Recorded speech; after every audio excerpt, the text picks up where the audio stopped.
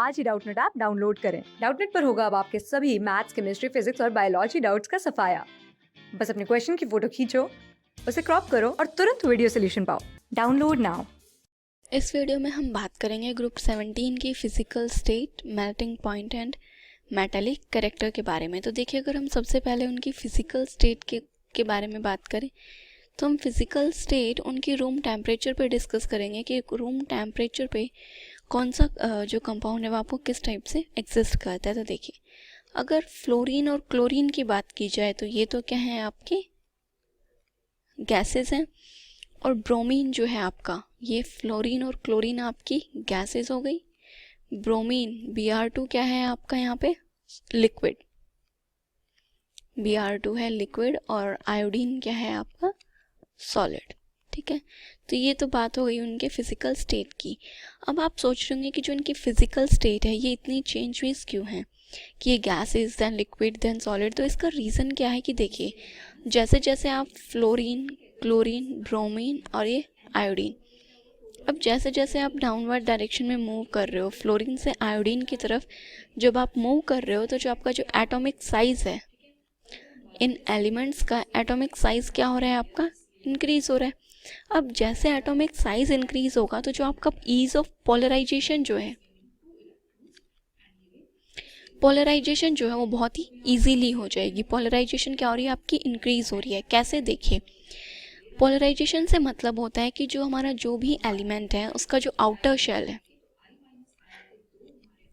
Outer shell के electrons को कोई दूसरा एडजेसेंट जो भी एलिमेंट प्रेजेंट है वो उन्हें अट्रैक्ट कर ले। दूसरा न्यूक्लियाई उन्हें इजीली अट्रैक्ट कब कर पाएगा, जैसे आप आयोडीन की तरफ आए तो यहाँ पे जो इसके आउटर शेल के इलेक्ट्रॉन्स है वो इससे बहुत दूर है, बिकॉज ये आपका न्यूक्लियस है और इसके इलेक्ट्रॉन्स कहाँ हैं, यहाँ पे। बट फ्लोरीन के केस में ये न्यूक्लियस है तो इलेक्ट्रॉन्स यहाँ पे है, आउटर शेल इलेक्ट्रॉन्स की बात कर रही हूँ।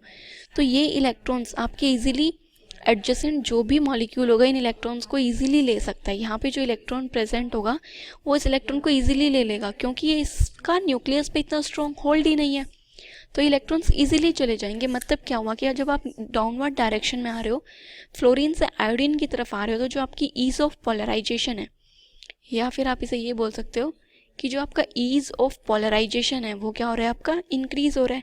और जैसे ही आपका कंपाउंड का पोलराइजेशन इंक्रीज होता है, इसका मतलब है कि जो आपकी इंटरमॉलिक्यूलर अट्रैक्टिव फोर्सेस हैं वो क्या हो रही है, इंक्रीज हो रही है। पोलराइजेशन की वजह से उस पर चार्ज आएगा और चार्जेस की वजह से जो उनकी फोर्स ऑफ अट्रैक्शन है वो इंक्रीज हो रही है। तो हम बोल सकते हैं यहाँ से फोर्स ऑफ अट्रैक्शन इंक्रीजेज, या बोल दीजिए कि जो आपकी वंडरवॉल फोर्सेस हैं वो इंक्रीज हो रही हैं। तो नीचे की तरफ आने पे फोर्स ऑफ अट्रैक्शन इंक्रीज हो रही है। फोर्स ऑफ अट्रैक्शन इंक्रीज होगी तो वो मॉलिक्यूल्स को होल्ड करके रखेगी टाइटली। तो जब टाइटली होल्ड करके रखेगी तभी तो वो कंपाउंड क्या होगा आपका, सॉलिड बनेगा। ठीक है, यहाँ पे आपके इतनी स्ट्रॉन्ग इंटरेक्शन नहीं थी तो मॉलिक्यूल्स दूर दूर थे, तो इस वजह से उनकी फिजिकल स्टेट क्या थी, गैस थी। ठीक है, तो ये तो बात हो गई आपके फिजिकल स्टेट की। अब नेक्स्ट डिस्कस करते हैं उनका मेल्टिंग पॉइंट और बॉइलिंग पॉइंट। तो मेल्टिंग और बॉइलिंग पॉइंट तो डिपेंड ही आपका फोर्स ऑफ अट्रैक्शन पे करता है, राइट। अगर फोर्स ऑफ अट्रैक्शन ज़्यादा होगी तो आपका मेल्टिंग पॉइंट क्या होगा, ज़्यादा होगा, और बॉइलिंग पॉइंट भी आपका ज़्यादा होगा। तो सेम रीज़न है कि एटॉमिक साइज इंक्रीज कर रहा है और आपका जो ईज ऑफ पोलराइजेशन है वो इंक्रीज कर रहा है। तो इसी डायरेक्शन में आपका मेल्टिंग और बॉइलिंग पॉइंट भी इंक्रीज करेगा। तो अगर आपसे कोई मेल्टिंग पॉइंट या फिर इस ग्रुप के बॉइलिंग पॉइंट का ऑर्डर पूछे तो ऑर्डर क्या हो जाएगा, सबसे ज़्यादा होगा आपका I2, then Br2, then Cl2 and then last is F2। तो ये हो गया इनका मेल्टिंग पॉइंट और बॉइलिंग पॉइंट की बात। ठीक है, नेक्स्ट हम यहाँ पे क्या डिस्कस करने वाले थे, इनके मेटालिक करेक्टर की, कि कौन ज़्यादा मेटालिक है। अब मेटालिक करेक्टर का मतलब क्या होता है कि वो मेटल्स हों, राइट। और मेटालिक करेक्टर का मतलब है कि वो एलिमेंट जो है वो अपना इलेक्ट्रॉन क्या कर दे, इजीली लूज़ कर दे। इलेक्ट्रॉन उसको इजीली लूज़ करना है।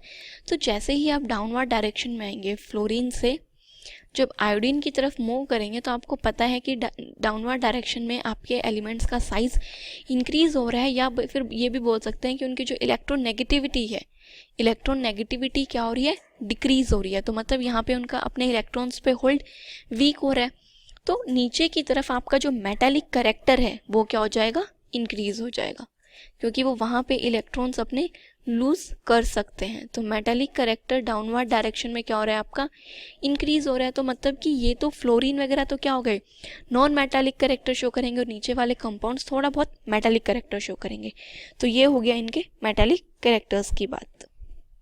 तो ये तो थे आपके ग्रुप 17 के मेटालिक करेक्टर, फिजिकल स्टेट और मेल्टिंग पॉइंट, बॉइलिंग पॉइंट के बारे में कि कौन सा ऑर्डर फॉलो करते हैं और उनके क्या रीजंस हैं।